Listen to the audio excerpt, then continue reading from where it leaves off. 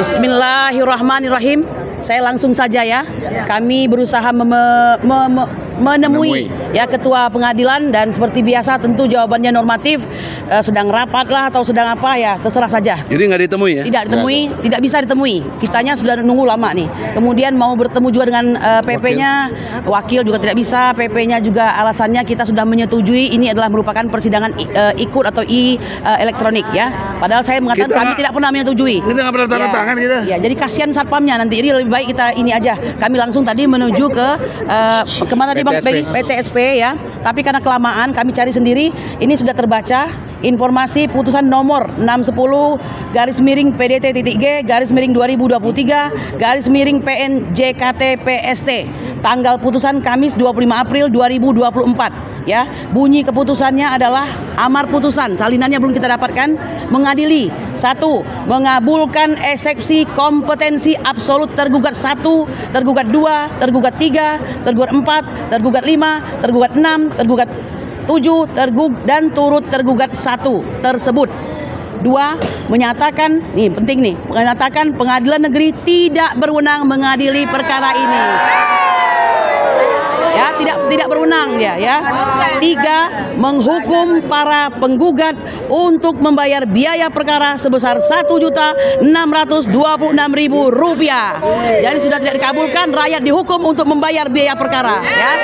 Itulah 3 amar keputusan nomor 610 ya garing PDT.G/2023 PN-JKT-PST. Boleh lanjut? Bagaimana sih? Saudara-saudaraku sebangsa dan setanah air, saya paham sebagaimana Anda hadir kemari sangat ingin tahu ya akan bagaimana kelanjutan dari perkara ijazah palsu Joko Widodo. Betul? Betul. Nah, dan ternyata untuk putusan selah pihak pengadilan sudah memutuskan secara online. Kami bukan tidak tahu. Kami hadir ke sini karena kami ingin untuk menemui ketua pengadilan negeri agar beliau mengetahui bahwa kami tidak setuju dengan keputusan yang sifatnya online tersebut. Tolong pegang ya. Lalu bagaimana? Kami ingin sebenarnya kembali menyatakan pendapat kami agar mereka mereschedule untuk bisa dilakukan sidang offline. Jadi kalau mereka memberikan keputusan selah, nyatakan keputusan tersebut dalam sebuah sidang yang didengarkan oleh termohon dan pemohon. Pasal 185. Sesuai pasal 185 diucapkan di dalam persidangan ya, 185 HR. Tapi kami sangat mengerti. Kami sangat mengerti. Inilah upaya yang bisa dilakukan oleh pengadilan ya untuk tidak bertemu langsung dengan kami para pemohon yang sangat ganas-ganas ini, mungkin menurut mereka begitu ya. Padahal sebenarnya kita sedang mencari kebenaran.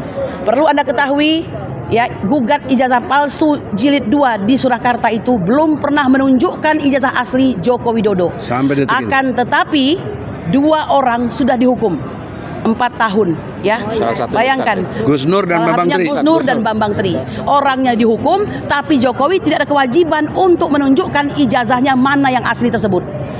Ya, 14 kali persidangan, betapa gigihnya kita menginginkan agar dihadirkan wakil dari Jokowi, bukan jaksa negara. Mengapa? Karena ini soal pemalsuan. Mau dia presiden tidak soal, tapi dia adalah subjek hukum yang melakukan pemalsuan tersebut. Harusnya tidak menggunakan jaksa negara atau yang mewakilinya. Ya, Presiden Habibie sudah menunjukkan sebuah teladan yang baik. Ketika urusan itu menyangkut diri dia pribadi, dia tidak menggunakan jaksa negara. Hanya kali inilah ya Joko Widodo dengan sombongnya menggunakan jaksa negara. Kami tidak terima. 14 kali persidangan kita selalu menolak. Akhirnya hari itu tiba, di mana ya Otto Hasibuan datang dengan pasukannya tentu saja ya untuk hadir di persidangan, dan cukup sekali saja Anda bisa melihat bagaimana riak wajah hakim pada saat itu sangat berbahagia, dan semua keinginan Otto Hasibuan diikuti, termasuk sidang-sidang yang akan datang berlanjut dengan online. Padahal kami tidak setuju. Kami percaya, dan Prof. Egy ya yang paham hukum ini, bahwa sidang perdata itu mengenai konsensus, kebersetujuan kedua belah pihak. Ada kesepakatan ya, tidak bisa diputuskan oleh pihak pengadilan sendiri berdasarkan kehendak daripada salah satu pihak gitu. Tapi ini yang terjadi. Kami paham karena kita bicara soal pendekatan kekuasaan ya. Nah, oleh karena itu kami mengatakan pada hari ini bahwa keputusan sudah diucapkan. Nah, tentu saja kami akan sami'na wa ata'na kepada Bang Egy selaku ketua kami, tapi kami ingin mengatakan ini tindakan yang sangat pengecut. sangat pengecut, ya. Hadapi dong, ya, buka perkaranya. Oto mengatakan ada ijazah aslinya. Tunjukkan case close, ya, tunjukkan saja. Tapi ternyata tidak mampu ditunjukkan. Maka kami berkesimpulan inilah belok-beloknya supaya nggak memperlihatkan, ya. Dan perlu Anda ketahui, hari ini tanggal 25, 3 hari setelah tanggal 22 pengumuman daripada keputusan perkara PHPU di MK, ya. Mohon maaf, kami harus, ya, mempunyai pemikiran analisis bahwa ini disengaja untuk melihat kondisi setelah tanggal 22, ya. Konstelasi politik memanas, ya. Nanti akan dilihat ini. Ya, saya sama analisanya begini. Mungkinkah orang yang sudah bakal menang di MK mau kalah? Mungkin nggak? Nggak mungkin kan? Sama seperti sekarang ini, orang ini akan terus mempertahankan bahwa dirinya tidak bersalah, bahwa dia punya ijazah asli itu walaupun tidak pernah diperlihatkan, ya. Nanti kami berharap rakyat akan terus menang. Justru makin kita terus dizolimi, ini menunjukkan kemenangan rakyat. Karena kalau mereka yang benar, gampang kok, tinggal ditunjukkan. Tapi mereka tidak mampu menunjukkan hal tersebut, ya. Bapak Ibu sekalian, saya tahu bagi pendukung keadilan kebenaran, ya, sudah kecewa yang pertama karena itu, ya, Hakim MK Soehartoyo menunjukkan keberpihakannya yang salah, ya, sen kiri belok kanan. Selama beberapa sen kiri belok kanan itu biasanya emak-emak, ya. Dan itu bukan karena jahat, karena pikiran emak-emak itu memang begitu. Kenapa diikuti oleh Hakim MK, ya kan? Mereka selama ini memberi harapan palsu kepada kita, seakan-akan ingin memperbaiki keadaan, ya kan, akan memberikan kejutan sebuah keputusan. Ternyata kita benar-benar terkejut. Terkejutnya kenapa? Dia mengatakan akan memberikan sebuah kesenangan lah kepada bangsa Indonesia, keputusan yang akan berbeda, sebuah keadilan. Nggak tahunya justru dialah faktor yang menyebabkan kekalahan kita. Betul? Nah, oleh karena itu saya sudah bilang, jangan pernah berharap kepada manusia, pasti akan kecewa. Even dia adalah seorang hakim, ya. Nah, oleh karena itu kecuali tentu saja kodi atau hakim-hakim yang amanah, yang beriman. Nah, hari ini kita sudah melihat bahwa benar yang dikatakan oleh salah satu hakim MK juga, yaitu Harif Hidayat, semua sudah terkooptasi, ya, eksekutif, yudikatif, legislatif, ditambah lagi partai politik, dan satu lagi pers, kecuali kalian yang tidak, ya. Saya kira itu yang bisa saya sampaikan. Termasuk si Harif Hidayat terkooptasi. Iya. Ya, begitulah, ya. Nah, semoga kita berharap satu lagi ini, walaupun agak kemana-mana nih saya ngomong, semoga orang yang kita dukung akan istiqomah, tidak akan masuk kemana-mana, tetap jadi oposisi, agar bangsa ini segera bisa diperbaiki pada kondisi berikutnya atau waktu yang tidak lama lagi. Betul? Silakan Bang Egi, bagaimana kita ini? Oh, jangan jatuh. Ini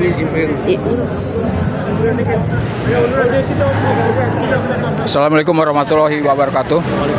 Hanya menambahkan saja apa yang sudah diungkapkan secara gamblang, secara panjang lebar, secara detail oleh rekan Kurnia, ya, bahwa betul ternyata sidang hari ini yang mereka sebetulnya jadwalkan secara online dengan cara memaksa, ya, walaupun tanpa ada konfirmasi dari kami sebagai penggugat, ya, ternyata mereka mengadakannya dengan secara online, kemudian memutuskan, tadi diungkapkan oleh rekan Kurnia, bahwa intinya adalah gugatan kami ditolak, kira-kira seperti itu. Sebetulnya dari awal kami sudah menyatakan dan berkeberatan sama sekali, berkeberatan sekali begitu, bahwa sidang-sidang ini akan dilakukan dengan secara online. Karena peraturan Mahkamah Agung nomor 7 tahun 2022 yang terakhir itu, yang terbaru, memang menyatakan bahwa sidang-sidang itu dimungkinkan atau bisa dilakukan secara online, dimungkinkan. Tapi tentunya karena ini kita perdata, tadi rekan Kurnia katakan harus ada konsensual ajasnya, ada kesepakatan, ada persetujuan antara para penggugat dan tergugat. Ini kan tidak sama sekali, Bang. Soalnya dipaksakan secara sepihak oleh mereka. Enggak, waktu mereka nada tangan ke depan, kita kan nggak mau. Iya, betul. Dipaksakan seperti itu. Jadi hakim diganti, hakim baru juga begitu. Tampak sekali ketakutan mereka menghadapi kami. Loh, kami kan para penggugatnya pencari keadilan begitu, ya. Cari keadilan, dan ternyata kan terbukti bahwa mereka berusaha menghindar dan tanpa substansi seperti apa, secara material buktinya seperti apa, tahu-tahu kita ditolak saja seperti itu. Jadi ini mengkonfirmasi bahwa ternyata sidang gugatan ijazah palsu kita yang ketiga kalinya, ya, di Jakarta, di Solo, di Jakarta kembali, ya, 3 bulan sudah, ya, hampir 3 bulan, hampir 4 bulan lebih, ya. Ini Oktober, Bang Juju, mengkonfirmasi bahwa ijazahnya itu Joko Widodo itu tidak mempunyai ijazah asli. Tidak ada. Yang katanya adalah lulusan UGM, Universitas Gajah Mada. kehutanan. Pihak UGM pun tidak pernah melihat yang aslinya. Iya. Ya. Dan silakan saja siapapun, Otto Hasibuan juga demikian, silakan. Kalau memang ada yang asli itu dikatakan rekan Kurnia, tunjukkan saja kepada kami. Gampang. Selesai. Tapi ini tidak pernah ditunjukkan. Dan 3 kali persidangan gugatan kami, Bang Egy, memang tidak pernah tunjukkan. Ada orang yang bilang, oh kamu yang menggugat, kamu yang membuktikan. Salah. Kami sudah menyatakan bahwa ijazah kamu palsu. Sekarang buktikan bahwa ijazahnya aslinya ada. Yang ini tidak pernah ada. Oleh karenanya, ya sekarang akan digantikan lagi oleh anaknya. Anaknya pun tidak jelas juga ijazahnya. SMA-nya di mana? Ada yang bilang di Jakarta, di Singapura, di mana? Jangan-jangan nanti di Afrika lagi. Di Australia. Di Australia. Oh ya, di Australia, betul. Nggak jelas juga. Apa ini penyakit keturunan begitu? Kan seperti itu ya. Nah, jadi rakyat sekali lagi, publik ingin menghendaki ajas keadilan dan kebenaran itu harus ditegakkan. Percuma kita sebagai negara konstitusi berdasarkan Undang-Undang Dasar 45, tapi isinya adalah kebohongan-kebohongan, kemunafikan-kemunafikan. Seperti itu. Demikian sementara, Bang. Ya, Tambahan sedikit, Bang. Tentang kompetensi absolut ini adalah cara menghindar. Betul atau tidak? Yeah. Ya, karena apa? Tidak ada cara lain lagi. Orang kita hanya minta simpel, tampakkan saja ijazah aslinya. Kalau ijazah aslinya ditampakkan, maka akan ada ahli-ahli nanti yang menilai apakah ini asli atau tidak, kan begitu. Dan satu lagi Bapak Ibu sekalian, perlu Anda ketahui, ketika kita dalam persidangan itu, kita akan meminta nasihat kepada hakim. Wajar dong kita meminta ya, bagaimana caranya untuk menghadirkan seorang Joko Widodo atau wakilnya yang bukan jaksa negara. Ya, Dan betul, hakim saat itu memberikan idenya, usulnya. Harusnya jika hakim sudah memberikan ide, tidak boleh ada eksepsi. Mengapa kami minta kepada hakim? Artinya itu sudah yang paling benar. Kalau memang mau menyelesaikan masalah. Jadi rupanya ini hanya jalan untuk berbelok-belok Usulan tadi. hakim, Nah, hadirkan usulan Jokowi hakim secara hadirkan pribadi. Jokowi secara pribadi, tidak juga diiniin. Tahu-tahu muncullah dengan menunjukkan show force ya. Salah satu pengacara termahal di Indonesia barangkali. Yang tidak lain ketua kami juga ya. Dan saya agak kecewa mengapa beliau yang turun. Karena kalau beliau turun itu banyak kode di situ, banyak sinyal. Ya kan dia bisa turunkan orang lain. Kalau memang berkeinginan untuk anak bangsa ini akur. Ya kan? Ini dia yang turun sendiri begitu. Dia sudah Tidak pula udah memberikan janji akan mau bawa ijazah asli Iya, Jokowi, dan mana? kemudian tidak ada sama Lapor sekali. polisi. Ya. Mana? Jadi, Bohong itu dia. nanti Bang Kebohongan publik Egy ya. akan lakukan apa selanjutnya silahkan. Kebohongan ya kan? mengatakan di Saya kira persidangan akan begitu. membawa jasa asli Jokowi. Iya. Janji seperti itu. Ada katanya, kami akan buktikan. Iya. Tahu-tahu yang keluar adalah kompetensi absolut, tidak berwenang. Enak banget ya. Ini persis mirip-mirip seperti persidangan 265 dan 266 ketika kami menggugat Jokowi dan menggugat DPR ya. Hanya inilah cara mereka untuk menghindar. Nggak mungkin memperlihatkan ijazah asli. Itu saja. Ya, silakan Bang Rizal. Yang Prinsipal, no Rizal, no party. Nomor partai. Mari kita party hari ini. Atas sikapnya dari Pengadilan Negeri Jakarta Pusat ini bukti yang namanya peradilan sesat, dwaling rechterlek gitu ya, ada namanya peradilan sesat. Ini bukti peradilan sesat. Kemudian tadi dinyatakan ada diktum yang menyatakan bahwa peradilan atau pengadilan tidak berwenang atau disebut berbasis kompetensi absolut tanpa alasan hukum yang akan kita uji juga. Jadi artinya bahwa pilihan berikut yang bisa kita lakukan atau kita usulkan sebagai prinsipal ke kuasa hukum, banding gitu kan. Salah satunya. Banding karena itu adalah upaya hukum, dia diuji lebih tinggi lagi.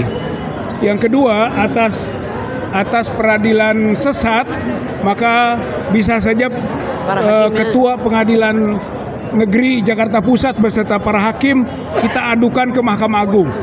Itu juga bisa dijadikan komisi yudisial.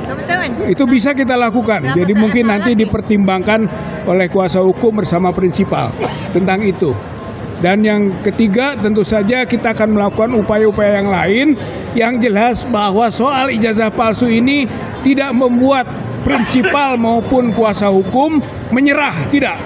Itu kita akan terus berjuang karena ini menyangkut hak rakyat, hak masyarakat, hak publik untuk tahu presidennya punya ijazah enggak, dan ijazah yang dipunyai kalaupun ada asli atau enggak. Ini adalah satu hak dari masyarakat, hak rakyat, dan kita berjuang untuk memperjuangkan hak rakyat itu, bukan sembarang ngadu-ngadu. bukan sembarang lapor-lapor, bukan sembarang masuk-masuk ke ruang-ruang pengadilan, bukan. Ini adalah untuk memperjuangkan hak rakyat supaya tahu yang presidennya itu punya ijazah apa enggak. Dan ijazah kalau dipunyai asli atau enggak. Masa yang begitu aja nggak ngerti? Gitu. Masa yang begitu aja nggak paham? Masa yang begitu saja harus dia bersembunyi ke sana ke sini sampai dikeluarkan bahwa Pengadilan Jakarta Pusat tidak berwenang. Lalu mau apa lagi? Memang dia sembunyikan itu. Jadi pengadilan jalanan yang berwenang gitu. Pengadilan apa yang harus berwenang sekarang? Pengadilan jalanan Rakyat. Pengadilan jalanan. Pengadilan yang kemudian merupakan gerakan-gerakan rakyat masyarakat. People power. Kalau terjadi people power salah sendiri. Hukum tidak menyelesaikan. Begitu.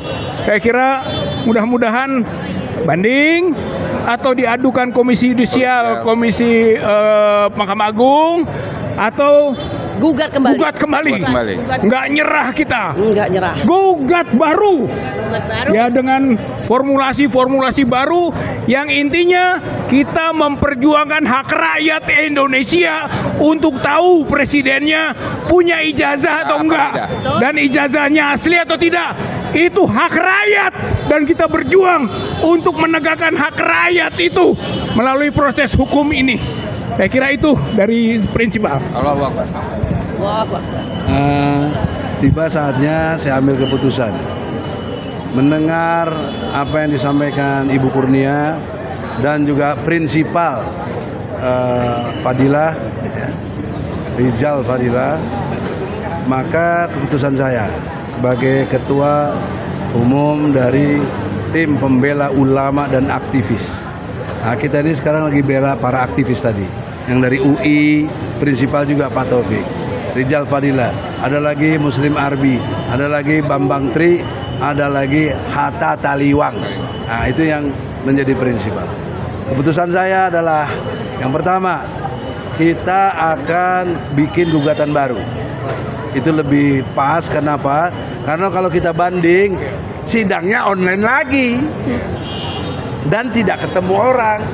Yang dibahas cuma berkas-berkas. Ya udah pasti kalah lagi lah. Oke? Nah, kalau gugatan baru, hakimnya juga insya Allah baru lagi. Kemudian materinya kita rubah lagi apa yang memungkinkan yang mesti bisa masuk, ya. Dan itu akan terjadi nuansa baru. Karena 2 kali kita sudah coba. Tahun 2022 kita dicatatkan sama, tapi lebih sadis waktu yang pertama itu. Sidang sudah dijanjikan jam 1. Jam 12.45 udah diputus. Kita tidak berwenang katanya pengadilan.